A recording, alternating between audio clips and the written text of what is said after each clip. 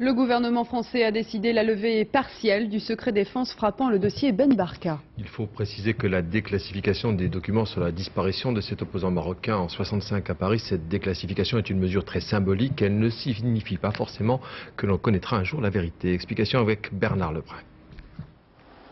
17 ans que les éléments classés secret défense du dossier Mehdi Ben Barka étaient bloqués ici, au Palais de Justice de Paris. C'était en 1982, Pierre Mauroy, alors Premier ministre, avait décidé de livrer le dossier au juge d'instruction. Seulement voilà, entre 200 et 300 pièces ne furent jamais communiquées à la partie civile, autrement dit à la famille Ben Barka, pour raison de classement. Et c'est une première aujourd'hui. Le ministère de la Défense, après avis favorable d'une commission de magistrats, a autorisé la levée par la voix d'Alain Richard. Levée partielle seulement, il est vrai. Il nous reste à voir le contenu des pièces qui ont été déclassifiées.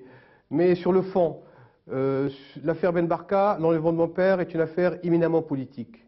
Et nous aurions espéré qu'à nos réponses, qu'à nos questions sur le corps, sur les assassins, qu'il y ait une réponse politique. Malheureusement, aujourd'hui, nous avons une réponse technique et partielle.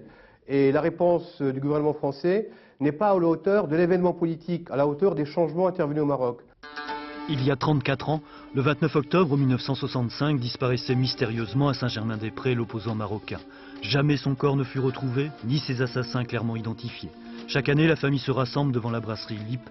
Saura-t-on jamais, grâce à ces nouvelles pièces, qui a tué Mehdi Ben Barka?